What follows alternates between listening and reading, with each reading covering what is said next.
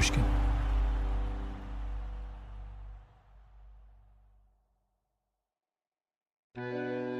Let's begin today's episode with a poem, penned in the early part of the last century, called Ode to Sport. It was written by a short French aristocrat with a mouth-obscuringly large mustache and a deeply idiosyncratic view of antiquity. The creator of the modern Olympic Games, the Baron Pierre de Coubertin. Oh, sport, you are progress. To serve you, a man must improve himself both physically and spiritually. You force him to abide by a greater discipline. You demand that he avoid all excess. I didn't say it was a good poem. You teach him wise rules which allow him to exert himself with the maximum of intensity without compromising his good health.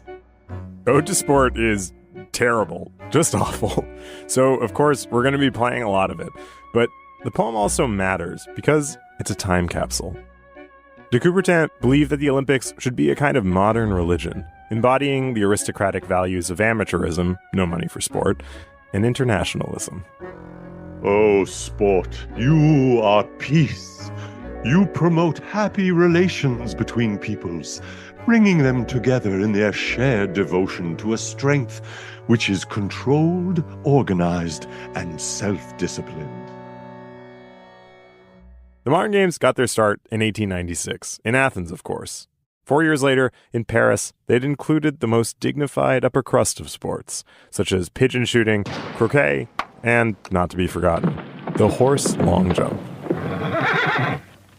But the earliest games fell short of the Baron's epic vision. Mainly, they kept happening at World's Fairs. And it's hard to convey a deep connection to antiquity when you're handing out medals next to, say, a gigantic butter statue of Teddy Roosevelt riding a horse. But that all changed in 1912. Picture the opening day of the Stockholm Olympics that year. Trumpets blared as members of the Swedish royal family paraded their way to their box. International Olympic Committee members in silk hats and frock coats processed in. Ornate facial hair abounded. Thousands of men and women, athletes, strode into the stadium to stand before the Swedish king. The Baron de Coubertin was there too, and there wasn't a butter statue in sight. These were the first games with athletes from every continent, except for Antarctica. They introduced epic sports like the decathlon, and per the Baron's wishes, there was an arts competition, which meant there was an Olympic gold medal for literature, won in 1912 by a poem written under a pseudonym by the Baron himself. Ode to Sport. Yours is a prudent, well-considered audacity. These games were a turning point, but for our purposes, they mattered not because of the athletic or artistic triumphs or the absence of carved butter. No, they mattered because of one young man in that mass of thousands of athletes standing on the field, facing the king and de Coubertin. A young man in round wire spectacles who had an appointment that day with fate. A fate that would later put him in the position to save the modern Olympics, and that would, 24 years later, cost him his soul. A young man named Avery Brundage. Welcome to Revisionist History, my show about things overlooked and misunderstood. I'm Malcolm Gladwell. This is episode 4 of our series on the Berlin Olympics in 1936, Hitler's Olympics. Over the past 2 episodes, I introduced you to one of my all-time favorite historical figures, Charles Hitchcock Sherrill, the patrician doofus who met Hitler and told the world, hey, this guy's all right. Let's play sports with him. But today on the show, my colleague Ben Nadaf Hafri brings us the story of the man who really made the games happen. And not only the 1936 games, but the Olympics as we know them today. The one, the only, Avery Brundage. We meet again. Yeah, to discuss yet another member of the International Olympic Committee. He is the most complicated. Yep. The most important. Yep. And when I say complicated, I mean that, unlike Cheryl, he's not a doofus and he's not a cardboard villain. I feel like the mid-century was full of men like this. Fiction was full of men like this. The Architect in Howard Rourke, Fountainhead, in Ayn Rand's The Fountainhead. And he's also just like an epic figure. I think we have to begin in an epic register. Yes. Honestly, it's best if he introduces himself. Ladies and gentlemen of the press, usually I'm introduced as the last living amateur. Something like the tattooed man, you know. That's Avery Brundage, late in life, speaking to some reporters in Japan. A journalist friend of mine in Chicago, one of the most sophisticated and cynical columnists there, visited Olympia not so long ago, and I was amazed to pick up the paper in Chicago shortly thereafter and see a headline, "Brundage may be right after all." This man was so impressed by the atmosphere at ancient Olympia that he was almost converted. I don't know how long it lasted, but for the moment he was converted to the Olympic spirit. Conversion to the Olympic spirit was Avery Brundage's great obsession. The Olympic religion never had a better evangelist. But our series isn't only concerned with the Olympic Games. The bigger question here is, why do some people see evil for what it is when others can't or won't? Dorothy Thompson could see the dangers of Nazism because she was born to a marginalized group herself. She was a woman, poor. Charles Sherrill loved Hitler. He was born upper crust and only cared to stay that way. Brundage, though, looks a lot more like Thompson than Sherrill at first. He starts out as an underdog, and you're going to want to root for him. But in the end, well, we'll get there. Avery Brundage grew up poor in Chicago around the turn of the 20th century. It was the classic gloomy first act of an American dream. Waking up in the dark to work as a paperboy, commuting 7 miles each way to school. A father who leaves when he's 5 and dies alone. The victim, as the newspaper reads, of business reverses. Brundage was brilliant and maybe a little haunted by failure. He was always top of his class, winning national prizes and always passionate about sports. Crucially, sports you could play alone, like track and field. But poor kid, remember? His school didn't have sports facilities. He made his own discus out of an iron washer. He used a rock for shot put, and he practiced long jumping in an abandoned lot. When I imagine Avery Brundage's early life, I picture him from a distance, a little boy in glasses, alone on an empty parcel of land, jumping again and again into the same hole, trying to beat himself. O sport, you are joy. To the sorrowful, you can even bring salutary diversion from their distress. He studied engineering in college, and he was a track star, not because he was amazing at any event in particular, but because he was so relentless in training that he was pretty good at them all. Mainly, though, he did a million extracurriculars. He just wants to be in the club. Better yet, to lead the club. He's like the kid in that movie Rushmore. Yearbook board member, fraternity member, literary magazine editor-in-chief, chairman of the senior stag dance. Same deal with sports. He's all about sports organizations. It's not enough for him to be on the track team. He's got to be on a governing body so he can pass a rule that students who aren't on varsity teams can't wear the school colors. So if you're a student at the University of Illinois in Brundage's time and you're not a track star, he doesn't want you wearing orange and blue. This, I think, is a good illustration of the first rule of Avery Brundage's universe. There must be rules, even with food.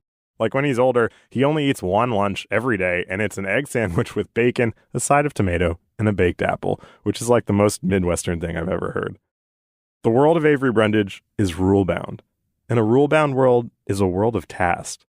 If Charles Sherrill is the classic International Olympic Committee member, born at the top of the pyramid, Avery Brundage is born just a bit above the bottom. He knows it, and he knows what it's going to take to get to the top. In all of the interviews I've read with him, he always made a point of talking about how unpopular he was. Malcolm and I have spent hours psychoanalyzing this man. There's a version of that where the person owns it, but it's not that. It's this kind of grim determination that, of course, all of the weaklings out there don't understand what I'm doing. That's why I'm who I am. That's why I'm special. I found a typewritten note from Brundage that kind of backs this up. It's in his archive, part of some ideas he had for an autobiography he never published. It reads, "One summer vacation, when in college, had a political job in an office containing 200 or 300 appointees. Became very unpopular because in order to keep busy, I did not only all my own work, but all the work of a score of others. The boss began to think that if I stayed there much longer, there would be no work left. When I took a day off to go to the ballpark because I had nothing to do, I got fired." So this sounds ridiculous, but I actually believe it. And more importantly, I don't think he realizes how unlikable this story makes him sound. But it illustrates another one of his rules. If you're the best, you'll be hated by the rest. That's just the fact. But after college, our man discovered that the real world didn't play by his rules. He worked as a construction superintendent, which was a really bad industry for a man of principle. Right away, he was inspecting materials for an architect's new building. The first shipment of stone had major flaws. He tried to send it back, and the supplier said, "Better think twice, this stuff comes from the architect's nephew." Things did not improve from there. It is a criticism of the climate which exists in the world today. And it is, as I say, a very sad commentary on our so-called civilization. To quote from his unpublished autobiography, "Like most young men who think about it, I was disturbed by the gross social and economic injustices in the imperfect world in which we live, and all the inequity, trouble, and misery caused by the cupidity, the ignorance, and the stupidity of the peculiar people occasionally thrown into power and authority."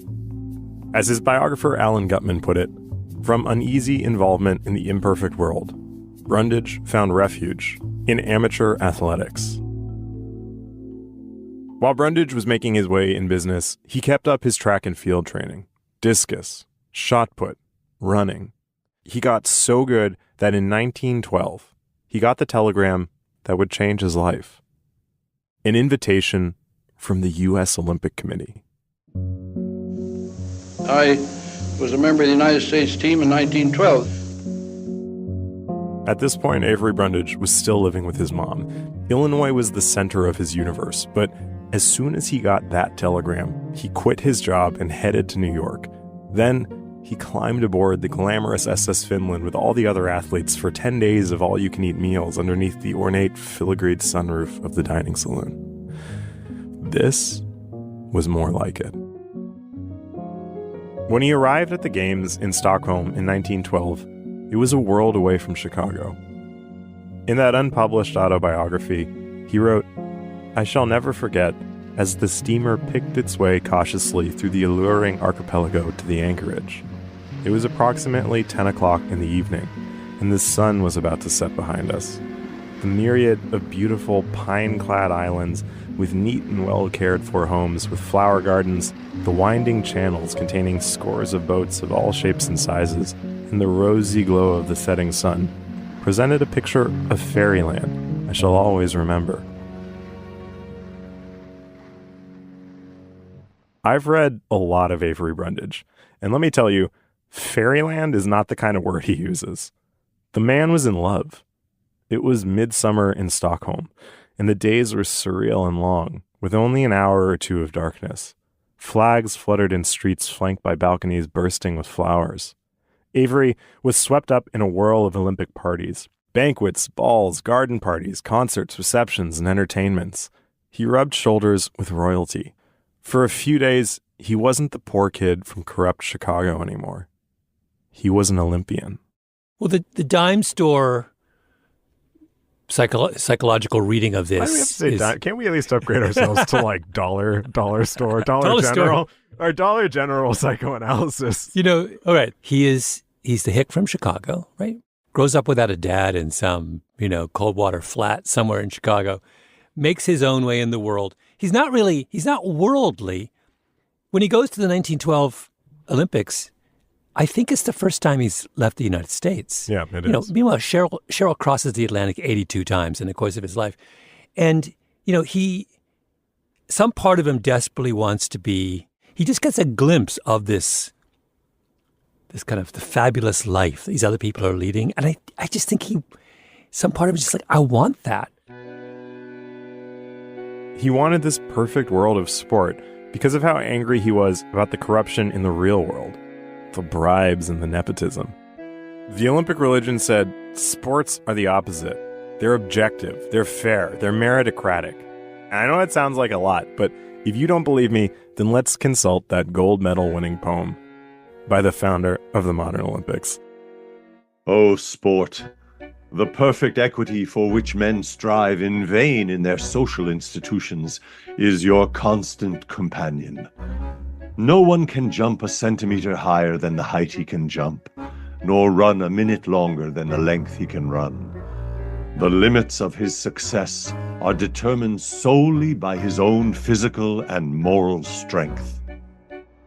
Obviously, I think this poem is hilarious, but it's basically the worldview that Avery Brundage adopted at the Games in 1912. O sport, pleasure of the gods, essence of life, you appeared suddenly in the midst of the grey clearing which writhes with the drudgery of modern existence, like the radiant messenger of a past age, when mankind still smiled, and the glimmer of dawn lit up the mountain tops, and flecks of light dotted the ground in the gloomy forests. Brundage had come from the grey clearing which writhed with the drudgery of modern existence. A radiant messenger of a past age had sent him a telegraph, beckoning him out to where the glimmer of dawn lit up the mountaintops. The Olympics were above money and politics. At the Games, Avery Brundage's exceptionalism, his hard work, might finally be recognized. Maybe there'd be medals, but already there was prestige, respect, access. I want you to picture in your mind again the opening day at Stockholm. Young Avery Brundage, bespectacled, glowing in the heart of modern Olympia. His world has just gotten 10 times bigger. He's under the gaze of the King of Sweden. Somewhere in the stands is the Baron de Coubertin. He's caught the Olympic religion, and now he's going to run with it.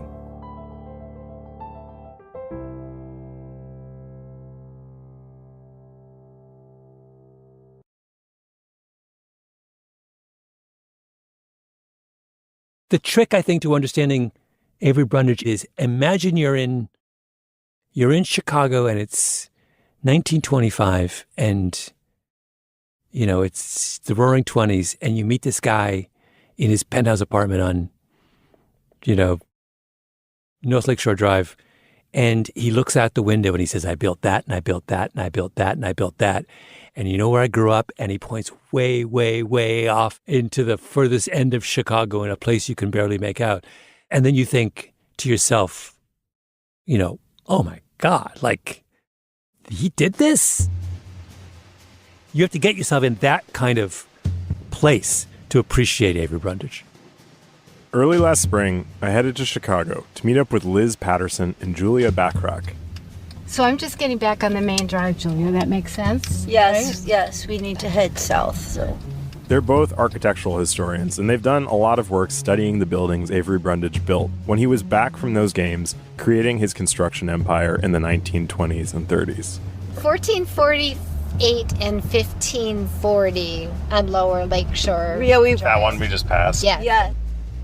We pretty much just spent a day driving around Chicago. I, a New Yorker living in a shoebox, kept being like, a 3-bedroom costs what? And they, every few minutes, would be like, Brundage built that. Oh, and that. And also that. Julia, I realized that we drove right by a couple of the other Brundage buildings. Yeah, and I think that's going to have to be okay. Yeah. Oh, it's totally fine. We're not going to see every single thing today. Avery Brundage didn't win a medal at the 1912 Olympics, but he did find his life's calling. He glimpsed a world held up by 2 pillars, sport and wealth. He wanted both. So when he got back from the games, he got to work. First, the money. Brundage took his engineering degree and built buildings for Illinois Life Insurance Company, Public Life Insurance Company. He built the Canada Dry Ginger Ale plant and the gigantic Chicago Ford Motor Company plant on the banks of the river. And he did it all by working harder and smarter than his competition. So the concrete work, I think people were starting to use a lot of, they're called salamanders, but heaters inside to get as much out of the winter months as they could, but he found ways to position them better so that everything kept warmer and then the concrete could be poured and cured more quickly. And Brundage was honest. When he finished a project under budget, he returned the extra money. The jobs, just like the concrete, came pouring in. He built the 23rd Street Viaduct, the glamorous Shoreland Hotel, and a huge number of luxury apartments on Lakeshore Drive, Chicago's most desirable address. He definitely got a lot of all the work that was going on during that period. How much of Chicago was built in that period? Oh, thousands and thousands of building permits were issued in the 20s. But he was also a bit of a local celebrity. Yes. If you search him in local papers, he was definitely a known commodity in Chicago. Avery Brundage made a fortune, but the fame and the wealth were a means to an end. Brundage was trying to buy a ticket back to Olympia, to Fairyland. He became a leader in amateur sport, like de Coubertin, an evangelist for the Olympic cause, but with a harder edge. He once wrote, "Not to develop the latent possibilities of the human body is a crime, since it certainly violates the law of nature." Once again, rules and laws. If Charles Hitchcock Sherrill is the prototypical member of the IOC, cheerfully enjoying life at the top of the pyramid, Brundage never quite has the ease of being born to privilege.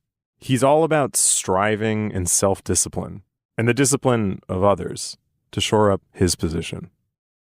By 1928, Brundage was president of the American Olympic Committee.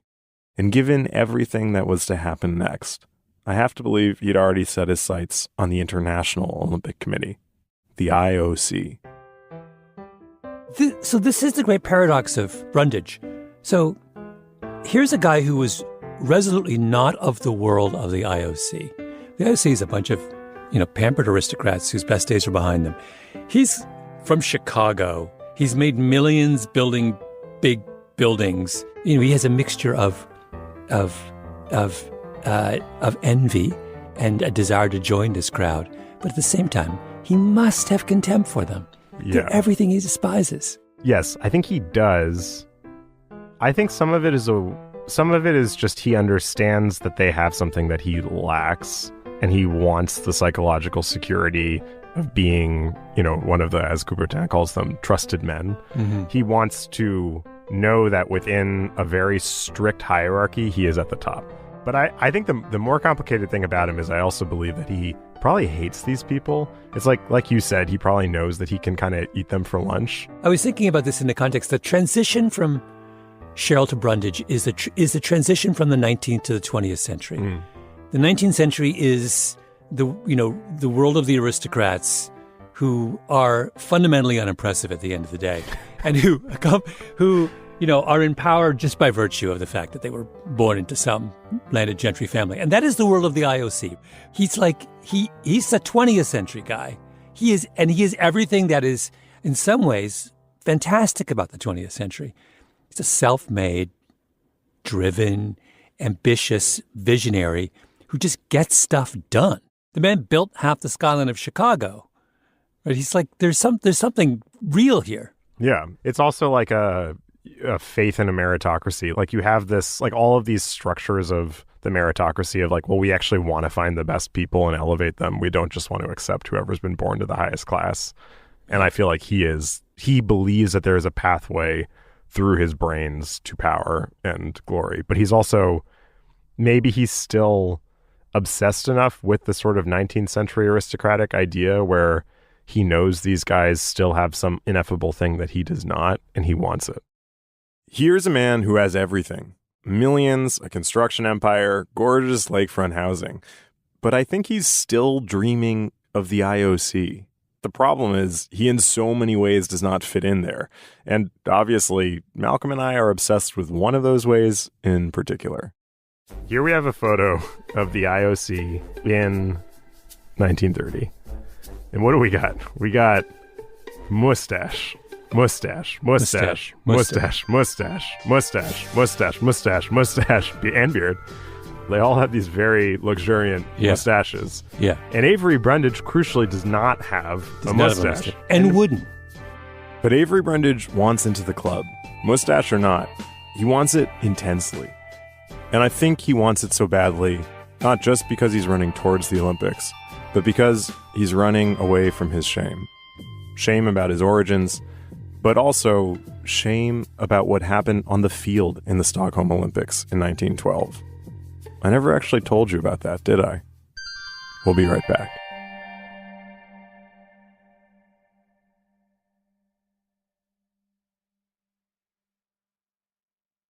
In later years, as an Olympic evangelist, Avery Brundage was particularly fond of a quote from the Baron Pierre de Coubertin, the French founder of the modern Olympics. Forgive me, I'm going to do his accent now. The important thing in life is not triumph, but the struggle. The essential thing is not to have conquered, but to have fought well. And no event is so full of struggle as Avery Brundage's main event in the 1912 Olympics, the decathlon. It is, in lore, the most difficult event in the Olympics, right? Everyone else is doing one event. The decathlete must do 10. And all of the events, 9 of the 10 events, are all events that require speed and strength, right? So you open with 100 meters, a sprint.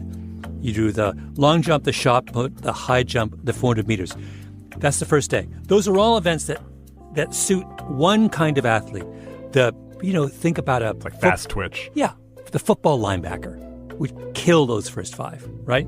And then day 2 starts. Now, you wake up on day 2, you're exhausted. Yeah. And you're sore. You've just done 5 times what a normal athlete does in the Olympics. So now you have to go back to the track, and then you do the 110-meter hurdles. Again, speed and strength. The discus throw, speed and strength. The pole vault, speed and strength. The javelin throw, speed and strength. We've done 9 events now, and now we get to the 1,500 meters, which is not speed and it's not strength. It's the middle distance. It requires a completely different set of physical gifts, right? So all decathletes have this crisis, which is they're almost all linebacker types who are, you got to master the first 9 events. But then at the moment when you are most exhausted, at the end of the second day, you must do an event for which you are wholly unsuited, right? You got to be a distance runner. And if you watch it, what happens is you watch them all just die before your eyes. They're exhausted. They can't do this. They hate it. They're terrified of it. And you watch them these big guys lumber around the track. It's the only event in the entire Olympics where people are doing something that they're not good at, right? The only event. That's interesting, right? Yeah. And in 1912, it was the most dramatic event. King Gustaf of Sweden officiates at the opening of the newly built Olympic Stadium in Stockholm. It is the 6th revival of the modern Olympic Games. July 13th, 1912. 7 days after the opening ceremony, and a 24-year-old Avery Brundage is on the field, unsmiling. The decathlon was designed to epitomize the Olympic theme, Sidious, Altius, Fortius, swifter, higher, stronger. Remember, Brundage had quit his job in Chicago to compete in these games.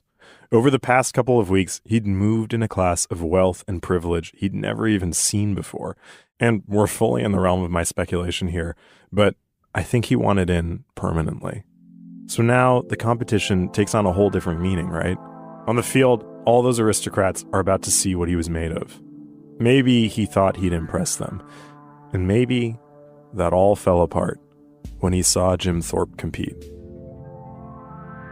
Jim Thorpe is one of the greatest athletes of all time. A tall Native American man with a singular ability in football, baseball, track and field. He was a natural choice for a decathlon, even though he wasn't even a decathlete. He was so green, he didn't even know how to throw a javelin at the qualifying rounds. And yet, in Stockholm, 7 events in, he was already 579 points ahead of everyone else. For 3 days, Brundage had strained to catch up to Thorpe through the pouring rain and the hot sun. And on the last day of the contest, probably in the back of his mind, he was thinking about the Olympic marathon runner who had died earlier that day from sunstroke. And out of the decathlon's 10 events, the absolute worst was up ahead, the 1,500 meter. So these huge guys are running, I'm a 1,500 meter runner.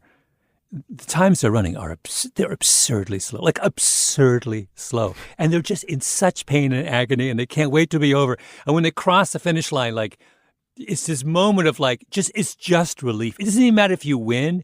You cross it, you just, thank God it's over. Okay, this is really interesting then, because it's embarrassing to do the 1,500. Oh, it's mortifying.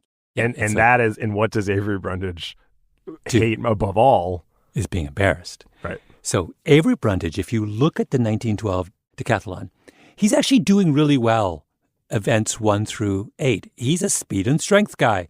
He's comfortably in 7th, 8th, 9th place. He's in the thick of things. He's not going to win, but he's in the thick of things. He gets to event number 9, the javelin, and doesn't do it. He drops out.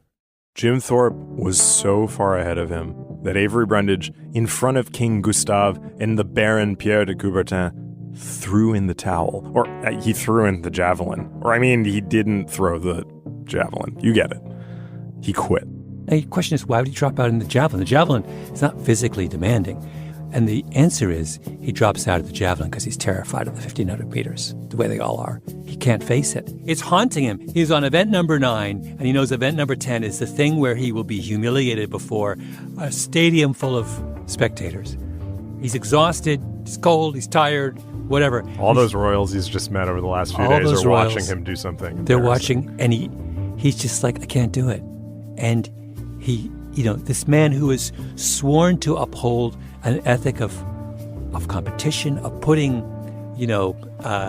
effort and courage first, and questions of your own ego second. That's the whole Olympic model of competition, right? The game is the participation is everything, right? The spirit. He just betrays it all. He's like, F it, I can't do it, and he just sort of slinks away, and it's really impossible to communicate, I think, how deeply humiliating that is. Because it's your ultimate test. Everything is building towards that final moment. And he just quits. Avery Brundage is out of the race. Jim Thorpe goes on to win the gold. Jim Thorpe was so supreme. The second-place finisher was more than 800 points behind. The greatest margin in Olympic decathlon history. But for Brundage, the story doesn't end when he leaves the field.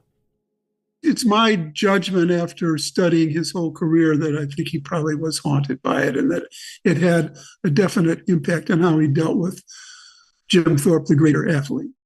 That's David Marinis, Washington Post editor and author of a great biography of Jim Thorpe called Path Lit by Lightning. We called him up to talk about Brundage and Thorpe in 1912. He clearly was jealous of Thorpe, but he also maintained throughout his career this definition of amateurism as something that was pure and cannot be tainted in any way. So throughout the decades, he made that his mission, to make sure that money didn't get involved in it, that too much nationalism wasn't involved in it, that these athletes were competing simply for the joy of sport. Remember Brundage in Japan at the top of this episode making that joke about being the last living amateur?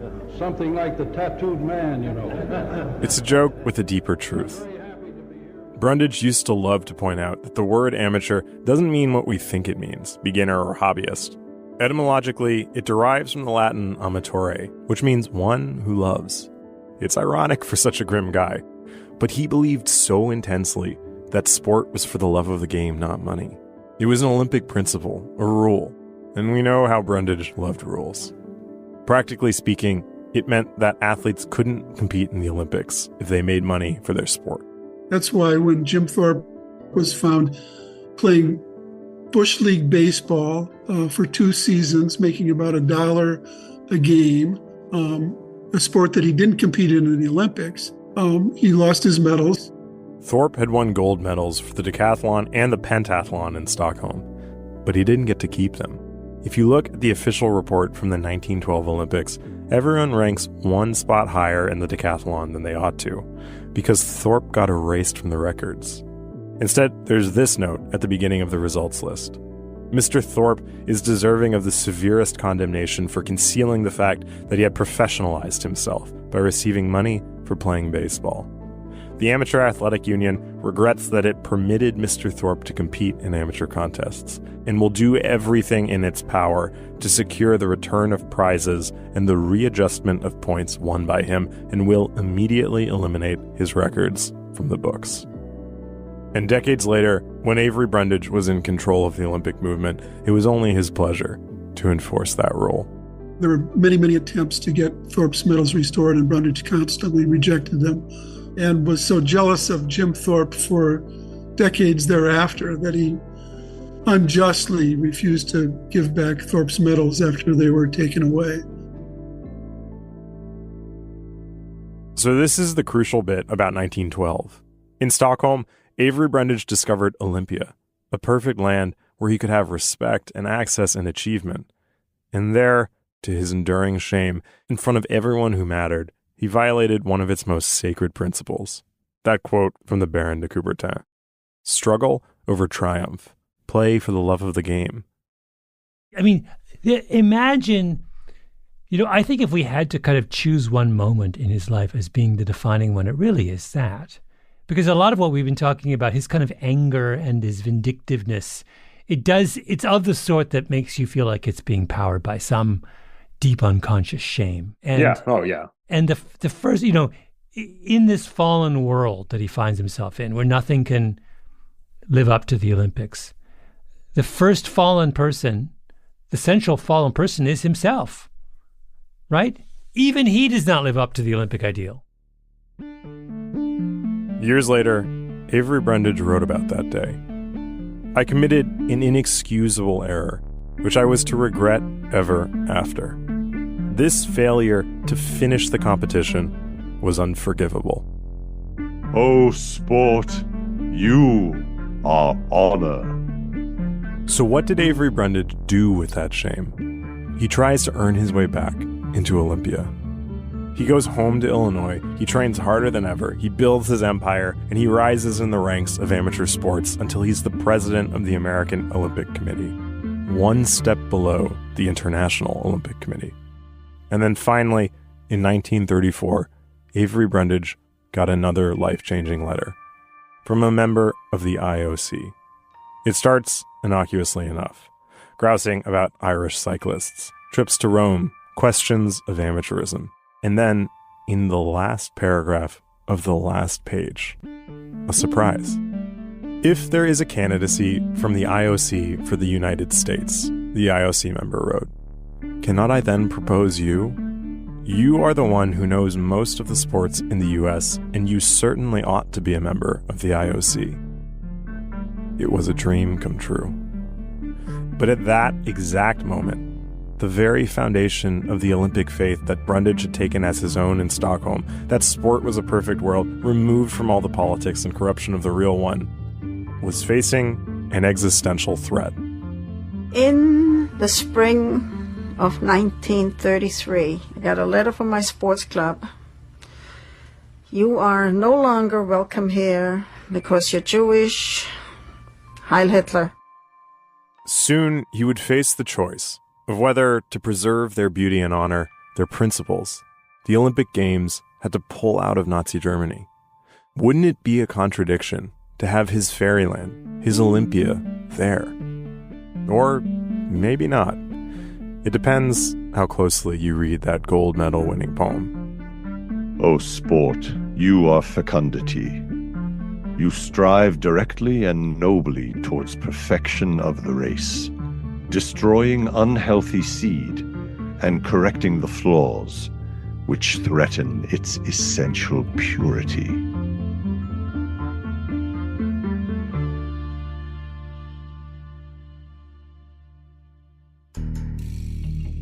Revisionist History is produced by me, Ben Nadafafri, Tolly Emlin, and Nina Bird Lawrence. Our editor is Sarah Nix. Fact-checking by Arthur Gompertz and J.L. Goldfein. Original scoring by Luis Guerra. Mastering by Flan Williams, Sarah Berger, and Jake Gorski. Ode to Sport was read by Ethan Hirschenfeld. Engineering by Nina Bird Lawrence. Our executive producer is Jacob Smith. Special thanks on this episode to Karen Shakurji and Stephen Wen. I'm Ben Nadafafri.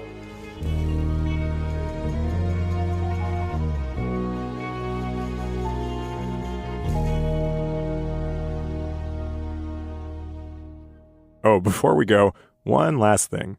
We couldn't find a home for it in this episode, but we really need to be on the record with our takes about the portrayal of Avery Brundage in the 2016 film Race. Specifically, the question of playing him with a mustache. So you watch this movie. This movie, whoa. This movie is so bad. And we have, most importantly, Jeremy Irons as Avery Brundage. First off, one of the most fantastically miscast. Yes. What do they do in Race? Jeremy Irons plays him with a mustache. It's just like, there's violence to that. And Brundage wouldn't have a mustache because the mustache is the signifier for a certain kind of dandified elite. Yeah. And Avery Brundage is not dandified. If he had a mustache, he would call it a flavor saver. Yeah, that's right. He's like a guy from the streets of Chicago. I also think part of it about Jeremy Irons is he's a real weirdo. And he's got these strange views about incest and gay marriage. I mean, tax-wise is an interesting one because, you see, could a father not marry his son? Well, there are laws against incest. It's not incest between men. I'm just saying, I love that the left turned into tax policy. I know. He could be Cheryl. Could a father not marry his son? Now let me throw this one to you. I think all of that weirdness is present in his portrayal of Avery Brundage, who complicated man, but not a weird man. Not weird in that way. No, not weird in that way.